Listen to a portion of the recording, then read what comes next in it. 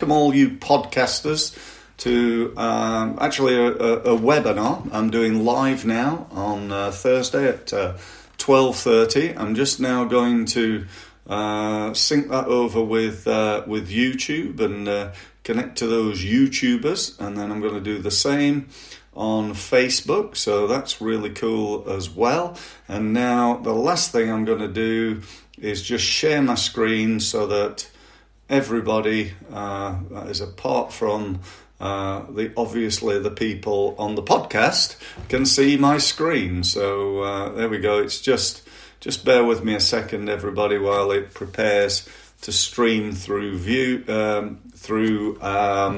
Zoom. I was just telling the people on the webinar a moment ago that I'm going live as well as doing the webinar. I'm also streaming this live on YouTube, live on Facebook, and I've just turned on here on my little mobile here. You can see that we're live on my podcast, albeit only in audio. But technology is so cool these days that it makes our job much easier to do, if a little bit more complex than it was once.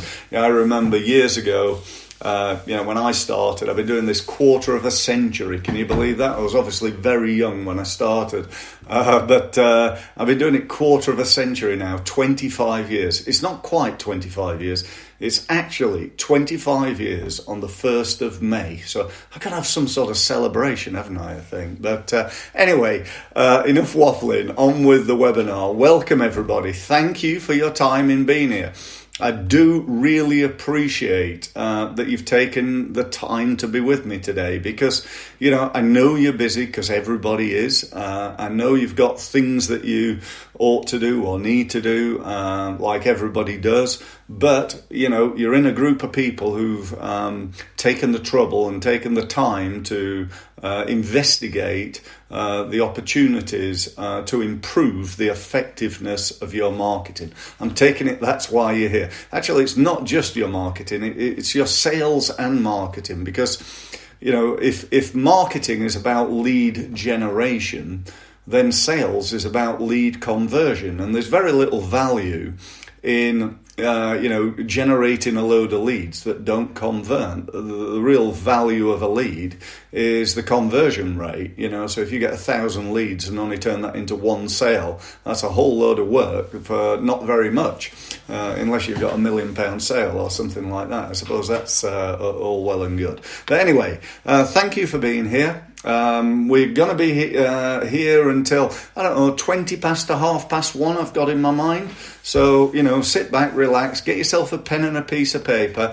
Try not to, and I know this is really tempting, to be getting on doing your emails and stuff like that, listening in the background, because, I want you to get the most out of it. And if you do that, you probably won't. So, let's try and do that. And again, stick with me to the end, because I've got a great offer for you. This is not trying to sell you something. I'm not selling anything at all today on the webinar. I am at home, by the way, just to let you all know. Normally do these things in the office, but I'm at home today, so I'm working from home. So hence the slightly unusual background there. Anyway, on with the webinar.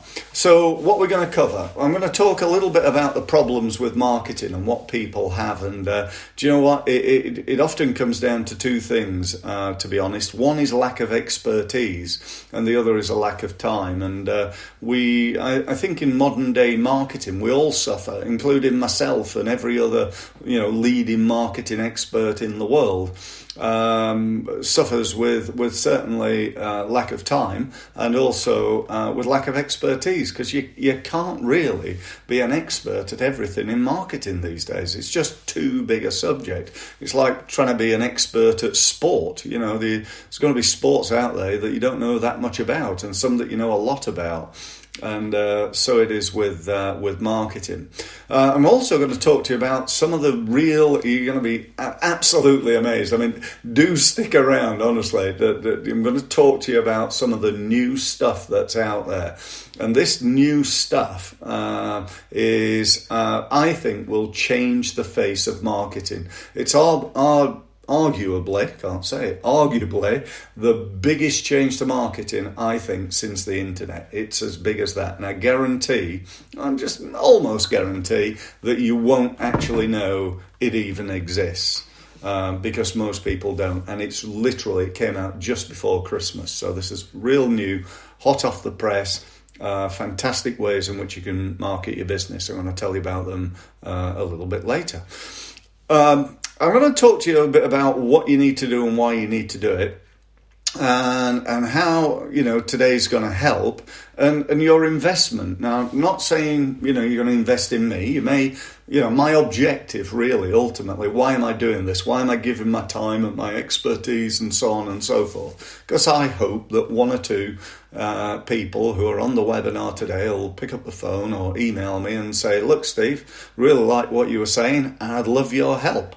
I help in 3 ways. I do training, advice, and we offer a done-for-you service. So, if any of that's of interest, let me know. But your real investment, I think, these days in marketing, as well as the investment in money that you may put into online advertising or something like that, the big investment is an investment in time to learn it, because it's much more complex than it ever was. When I started, it was buy the biggest Yellow Pages advert, send out a load of leaflets, and stick some advertising in some local magazines and newspapers.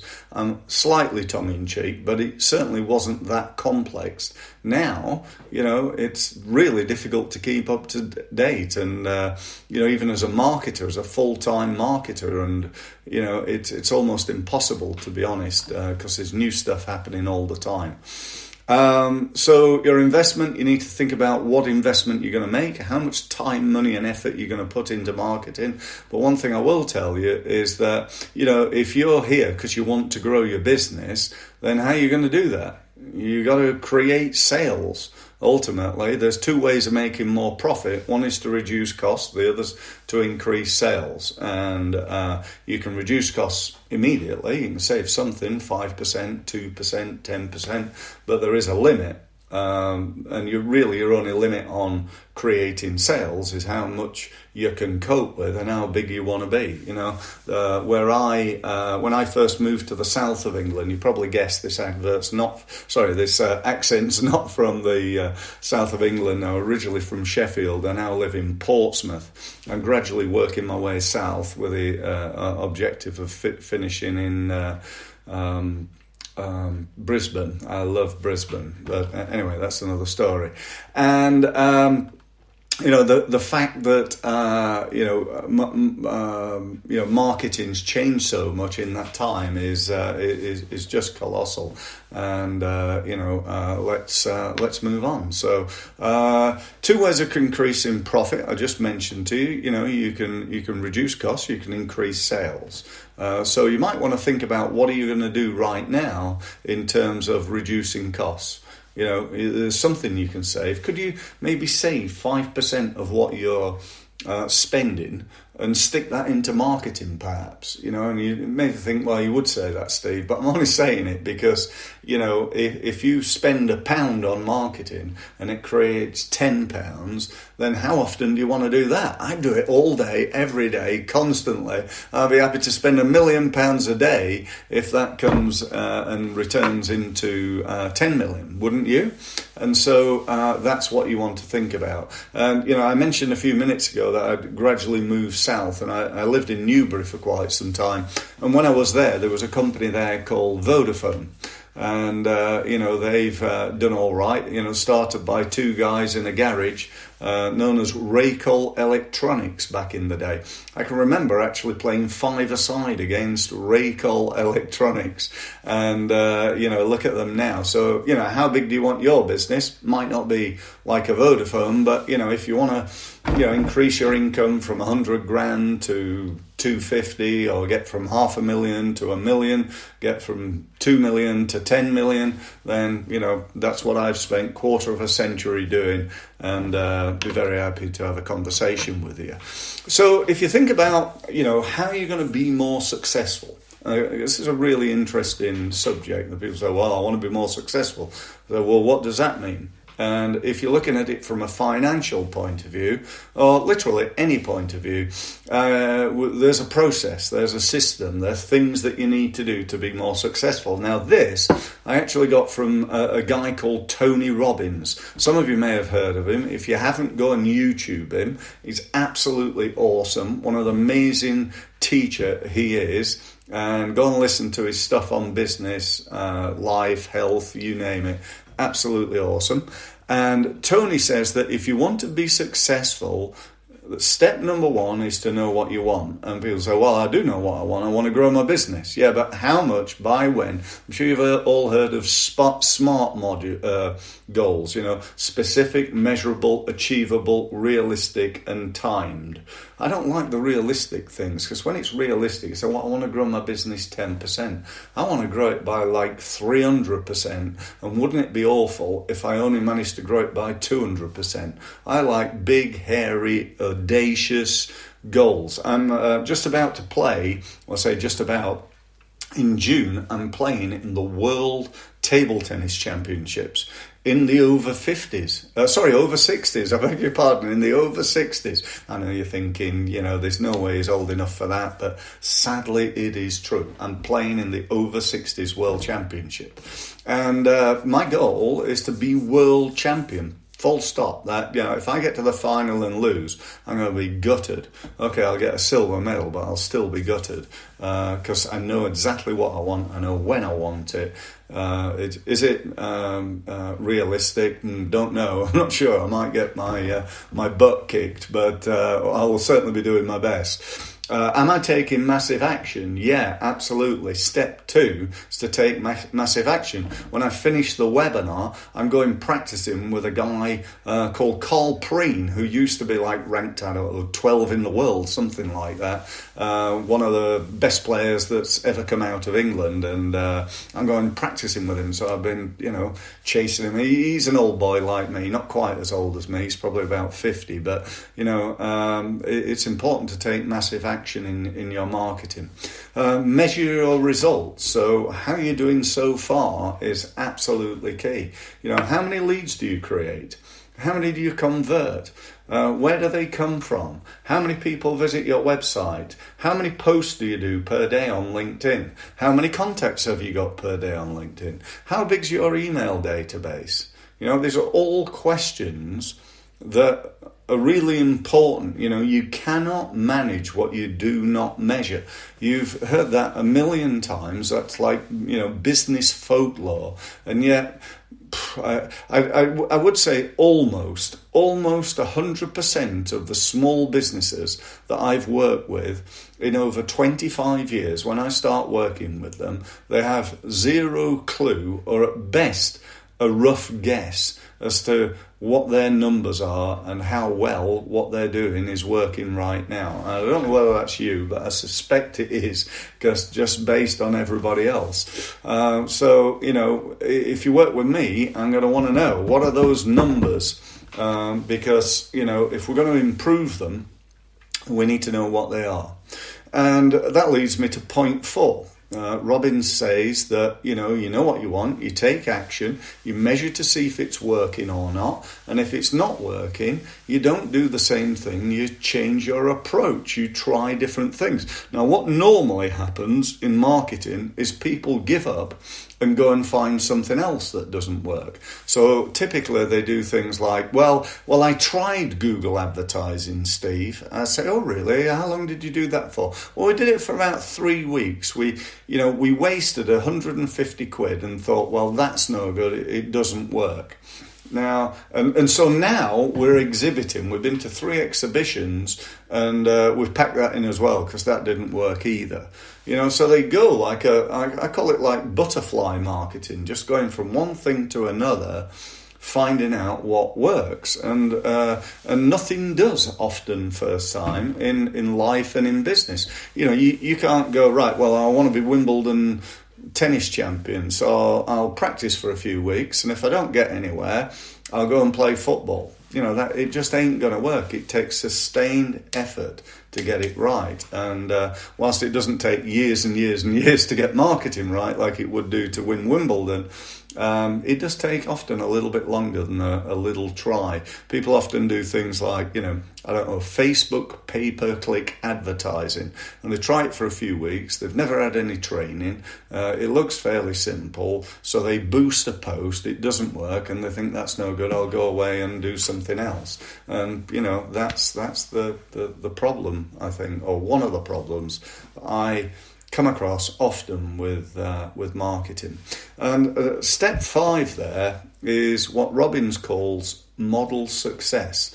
What I call find somebody who's got what you want, do the same things, you get the same results. So in other words, copy somebody. Now, let me be really clear here. I'm not talking about going and copying somebody's email or their website or anything like that. I'm talking about the model. So let me give you an example. If you want to design a new website, I wonder whether there's anything that you could learn from Apple. Those guys have got a rough idea what they're doing with design, haven't they? They've got probably the most famous logo and design in the world. You can spot an Apple computer or phone from everywhere, although these days a lot of companies have copied their design, but they're always innovating for new stuff. And I wonder whether there's anything we can learn. If you wanted an online website that was an e-commerce site, I wonder whether there's anything we could learn from Amazon. Those guys are not bad at selling stuff online, so that website looks that way for a reason, I'm sure, and there's maybe things that we could adapt. We're not going to nick the Amazon website design and do it exactly the same. That's illegal. But we could take some ideas from them, learn from success that they've had, and adapt that in some way. I'm hallucinating that makes sense. Oh, by the way, if you've got any questions, please do add them to the Q&A on the right hand side, and I'll get to them all at the end. Okay, so just to let you know. Okay, so how can your business be more successful? Right? What could you do right now? If you went away from this webinar and you were going to be more successful today or tomorrow or, in the next week or two, what could you do? Well, number one is you could do more. You take something like LinkedIn, and people say, well, I'm on LinkedIn, Steve, but I don't do very much. Well, my answer to that is, well, do something. Take some action. Even if it's not great, it's better than doing nothing. When people go to networking events, turn up there's 50 people in the room, they have a chat with a few people, they exchange business cards. What do they do when they get back to the office? Nothing. I've been doing this 25 years of networking, and I can count the number of networking follow-up calls that I've had on my fingers, literally. Nobody follows up. You want to be successful? I'm going to swear here, pick the bloody phone up. It's not rocket science, this stuff, but it does work. Pick the phone up. All these people now, and I'm one of them, are massively into digital everything. It's great. I'm doing almost everything. I'm sure I'm not doing almost everything you can do. I'm doing lots of stuff. Most of my marketing is digital, but digital compared with digital and offline, beat digital hands down. Forever. I send letters out to people I've connected to on LinkedIn. I pick up the phone and call people who I've connected to on LinkedIn. Why wouldn't I do that? The reason I do is because it works. and it's a little bit different, and that's for me is really important. So just take more action. If you're sending out a quarterly newsletter by email, then you need to do more of it. Me, if you're on my database, you're going to get 2 or 3 emails a day. Sorry, not a day, a week at least. Why would I do that? Well, I do that because I've got like 10,000 people who've opted into my emails, who want to receive my emails, and who benefit from them. And when I pick up the phone, they go, "Oh, hi, Steve. Yeah, hi. Get all your emails." So I've got a relationship with those people. Behind me on my office wall, I've got a big sign and it says, "People buy from people that they know, like, and trust." And they also buy, by the way, products that they know, like, and trust. And they buy from companies that they know, like, and trust. So you got to get 10 out of 10 on you, your products, and your company. Does that make sense? I'm hallucinating again that it does. So the second way is to become better at the actions that you take. You can, at table tennis, you can practice more, or you can improve the quality of the practice, or practice against somebody who's better. Okay, so in marketing, you could say, right, well, I'm posting on LinkedIn, Steve, and I've been doing like 5 posts every day. And I'll say, well, that's really good. How much business has that created? And, if it hasn't, then what are you going to do? You've got to do more posting? No, I think you're probably doing enough there, don't you? So could you become better at it? Could you post with video, for example? Because that's really powerful. Could you just do more of what you're already doing? Really, that's the bottom line. Could you do more of what you're already doing, and could you improve the effectiveness of it? Let me give you an example. Okay, because this'll work and help everybody. Let's say you're doing stuff that drives traffic to your website, right? So that could be LinkedIn, Facebook, Twitter, Pinterest, whatever else, social media. You're doing a load of stuff over here with social. You're also doing some SEO, search engine optimization. So you've managed to get yourself on Google on the first page, and you're winning business or getting traffic based on that. You're also doing basically pushing people from Google via your pay-per-click AdWords account. Google's pay-per-click account is called AdWords. Okay, so you're doing that as well. And perhaps you're also using email marketing, targeting specific lists, telling them to go to your website to find out more about something. So you're doing a lot of that, and that's great, and well done for that. But what we need to do is to work out the numbers. So let's say doing all that is creating 10,000 visits to your website over a period of time. It doesn't matter whether that's a day, a week, a month. Hopefully it's not a year, but let's say it's a month. Yeah, you're getting 10,000 visits a month. So the key number there is how many inquiries do you get? So let's say you get 10,000 visits and you get, let's be positive and say you get 100 inquiries, right? 100 inquiries. That's not bad, is it? Would you like that? That would be pretty good. But my question is always, how high is high? What could I do to this website and or this landing page, this page that people are landing on? Because they may, from social media, they might not be coming to your homepage. They might be coming to a specific page with some information on. What could you do to this page to improve it? Well, for me, the first thing I look at when I'm working with clients is the headline. That at the top of the page. There's an old saying in advertising that the headline is the advert for the advert. And, whilst that's very, very true, in websites, it's equally true. And what do I see as typical headlines on websites? Well, I see things like our services, about us, Give me a break. Is that the best you could do? Even if you changed it to accountancy services or landscape gardening services or, HR services, it's better than our services.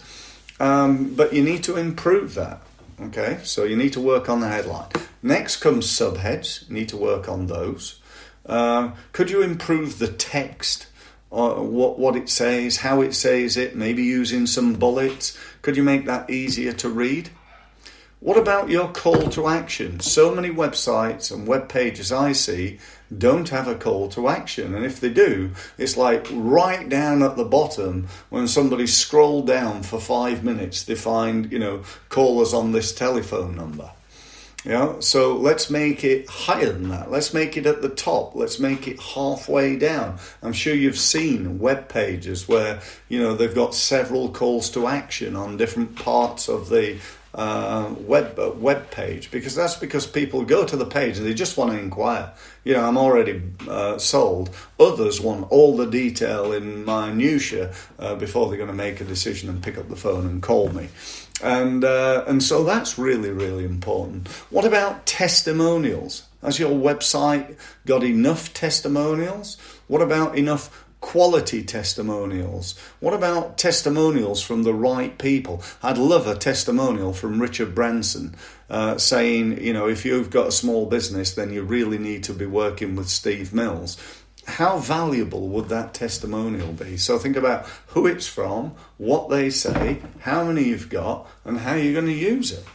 And by the way, LinkedIn is a fantastic way of picking up these testimonials. There are over 180 testimonials on my website, all 100% genuine. And, why isn't there on yours if there isn't? Because, there could be. You just got to ask. Ask and you shall receive, as the good book says. That's becoming better. And we haven't got time today, but if we looked at, networking and said, right, what happens with your networking? What do you do before you get there? What equipment do you need? How do you do that? What sort of information are you looking for? What are you going to say? And then you do your bit when you're there. When somebody says, right, what do you do? What do you say then? If you have to do a 1 minute stand-up explanation of your business, what do you say then? What do you say afterwards? Do you phone them? Do you email them? What's your sales system for following up people from networking? If you're like most of the businesses I speak to, you simply haven't got one. And if you have, it's in your head. And if it's in your head, it only happens when you're not busy. And you're always busy. So, take action and let's get that sorted. And the same with each and every other element of your marketing. So next one, step 3, is get a better understanding of the technology that you need. People say, well, I'm on LinkedIn, but I don't really understand it, Steve. And, I don't get, SEO, no, I don't, I know nothing about SEO, no. Email, no, I just use Outlook. I send emails out through Outlook, and they're just, to be honest, just losing out. They're not using the technology that's available. I can send an email out to a group of people, and then I can see, let's say there's 3 links. One saying, here's a link to a webinar. Another one saying, download my report. And the third one saying, I'm running a workshop in March about something. And I can tell which one somebody's clicked on, whether they've gone to my website, and then I can follow up appropriately. So those who've gone to the seminar page get a certain email. Those who've gone to the webinar get a different email. Those who've downloaded a report get a different email. And that all happens automatically. I have to do zip, nothing. It just happens. And then my system then tells me to give the person who went to the webinar page, it tells me to call them. The person who went to the seminar page, it tells me to call them about the seminar. But if you're not using it, if you don't know it exists, if you don't understand how to use it, it's just basically costing you money. So you might want to think about that. My last point there is don't neglect the non-tech. I mentioned about that a few minutes ago. A little while ago now, I got a letter, a piece of paper in an envelope from Google. Now, I don't know about you, but I sort of thought that's like a turning point in the world. When one of the top, internet marketing companies, a company that's moved us all into this digital age, is sending out letters on paper in envelopes, then, perhaps we ought to be doing that. Just something to think about. Okay, I'm going to go through quickly what I consider to be the 10 keys to better sales and marketing results. And by the way, you can gain access to this on my website. It is a report that you can download. So if you want to grab that, it's free. So just grab that from my website. So number one, you cannot manage what you do not measure. I've said that before. So set up a system in your business to start managing and measuring your sales and marketing results. A simple spreadsheet will do, 100%. I put this at number one because it is, I think, the number one biggest mistake that most small businesses make. Number two, you must raise your bar. There's no point measuring how many people come to your website if you go, oh, well, I only had 150 people come to my website this month. Let's see what happens next month. No, let's say 150 is no good. Next month, our target is 500. That's what we're going to try and hit, and this is what we're going to do about it. Let's put a plan in place. Number three, I love this one, by a very good friend of mine, Peter Thompson, who said it, I'm sure, slightly tongue-in-cheek, follow up until they die or buy. And I think what Peter really means, and what I mean, is don't give up too easy. People give up too easy. They go, well, I called him and then I sent him an email and he didn't respond, so I've just put him on the database. No. Follow up till they die or buy, and keep following up and following up. I think is a really good tip. Excuse me. Become outstanding at one thing. If you're doing, half a dozen different things, you're using LinkedIn and Facebook and Twitter and doing email marketing, SEO, attending events, and you occasionally exhibit. You got half a dozen things that you're doing. Pick one of them and become really outstanding at it. Really put some time and effort into doing it phenomenally well. And then when you've got there, and you know that for every £1 you spend on that, you're getting 10 back, go and find something else. What's the second thing you're going to get good at? Because if, it's the old, the man who chases 2 rabbits catches none. And the man who chases 10 rabbits definitely don't catch any. So, focus on one rabbit, focus on one area of your marketing, become really good at that, and then we can look at the next thing. Again, I think really good advice. Commit time and money. When I hear a business, they go, oh, we're really struggling at the moment, Steve. We're particularly startups, and they've been going for a year and they've only turned over 30, 40 grand. Did you hear? I don't know whether you did, but I did, that the average income a consultant earns, so there are X amount of thousands of, hundreds of thousands, probably million, I don't know, whatever it is, consultants in the UK, and on average they earn 36,000 a year. These are people who've got real expertise, and they're on 36,000 a year. Now, I know that's better than, quite a lot of people. But, I'm sure that's actually, really bolstered by a load of consultants who earn, 200, 300,000, 2-3 million, some of them. So there's a phenomenal amount of them earning less than that, which is a real worry.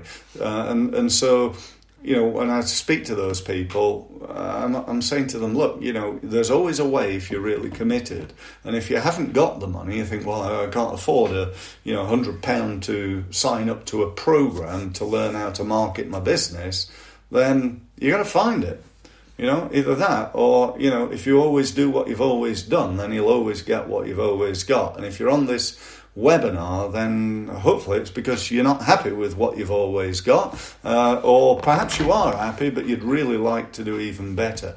Either way, you got to invest and commit both time and money to do so. This is not about, a get-rich-quick scheme. This is a get-rich with hard work scheme and by investment scheme. So we need to think about that.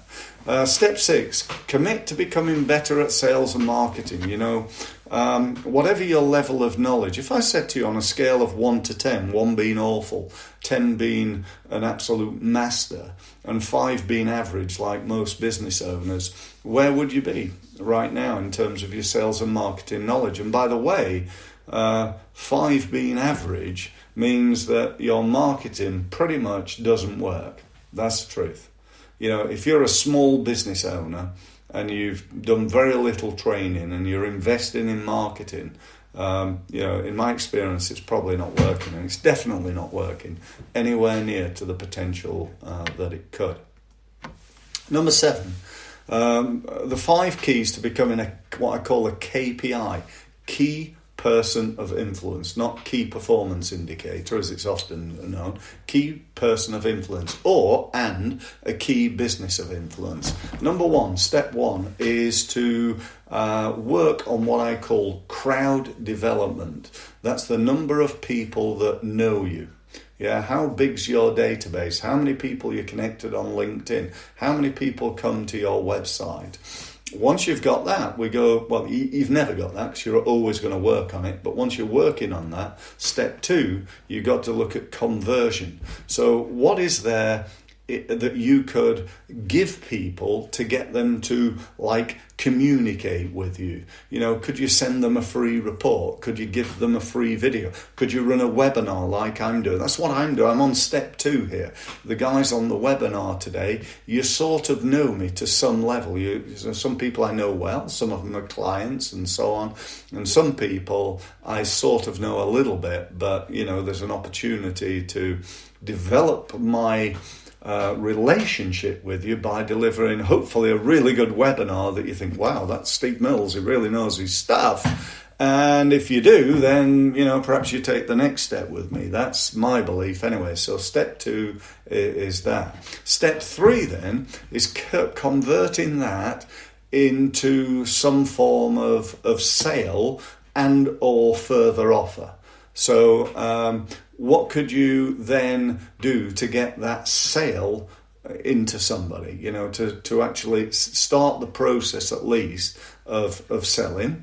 Step 4 is about then upselling. One of the biggest mistakes that I see is that people spend all their time, money and marketing effort trying to get new customers without actually focusing on their current customers and or their past customers, regenerating them. There's an old saying in marketing, came from J. Abraham, that there are 3 ways of growing a business. Number 1 is to get new customers. Number 2 is to increase the average transaction value, the average amount of money they spend when they buy from you. And number 3 is to increase the frequency of repurchase. So to use a supermarket metaphor, you got to get, excuse me again, I should have got a drink of water, but never mind. You've got to get more people in the door. You've got to get them to fill their baskets more and or fill them with more expensive products or services. And then you've got to get them to come back from you, to buy from you again and again and again. I said this at a seminar a little while ago, and this guy put his hand up and he said, that doesn't apply to me. I said, oh really, what do you do? He said, I'm a funeral director. He said, the thought of getting people to come back again and again, he said, is a little bit scary. And I said, no. I said, the guy in the box is not the customer, it's the other people. Yeah, you got to get the repeat business. But anyway, that's just another story. So that's step 4. Step 5 then is that repeat business. Get them into some sort of system where they buy from you again and again and again. Most of my clients, I'd say 70% of them, are on a ongoing marketing program where my results program, they sign up and they're on the program, and I work with them, advising them on an ongoing basis. When we're on the Done For You service, again, they sign up, they pay us a monthly retainer, and we do an amount of hours for them every single month. And some of them have been with me for many, many years. One client over 10 years of every month, we do a load of work and he pays us some money for doing that work. And that's really good business. So that's my 5 steps for becoming a key person of influence. Your biggest problem, I think, in business, in a small business, is that word obscurity. I'm probably, doing better than most as far as marketing's concerned. I've got a social media following of about 90,000. I've got an email database of about 10. I'm out there speaking at conferences and exhibitions and doing webinars and so on and so forth. And so I'm probably communicating with, probably about 150,000 people right now. Now, if you compare that with the fact that there's 3.1 million businesses just in the UK, then, I'm only scratching the surface. And if you're like most small businesses, then potentially you're doing less than that. So that's number 8. Number 9 is, as I've already alluded to, embrace the future. Okay, we've got to do that. And number 10, I want you to think from today forward that your website is now the hub of your marketing. It's the most important thing. Everything, comes and goes out of your website. You're driving traffic to it, and you've worked on the CTA of your website, and that's the to do with the conversion rate optimization. Okay, you've got to make sure that there's a good calls to action on your website, so that when you drive all this traffic there, it actually converts, and that's my 10-step process. So, you might want to think, about that. What are you going to do? Well, I hope you're not going to do nothing, because you've just wasted whatever it is, 40 minutes now on this webinar. So don't carry on as you are. Take action. And if you want to book a meeting with me, I'm very happy for you to do so. One thing I wanted to say before we finish is I promised to talk to you a little bit about, about the latest technology. And let me just tell you a little bit about that before we finish. Okay, so just before Christmas, Google launched something called geofencing. It also launched something called buyer behavior. The best way I can explain what that is to, in a way, give you a demo of it and explain how it's used. So, firstly, geofencing. Let's imagine, right, that your business, this is perfect for anybody who's got like a physical presence, right? So I run a golf club, so I've got a facility. I'm an accountant and I've got an office. I run a gym, a health club, or perhaps a restaurant. I've got a restaurant, something like that. Somebody that's got a physical building. Now, within my catchment area, which is 10 miles, I'll use the example of a golf club. So I run the Steve Mills Golf Club, right?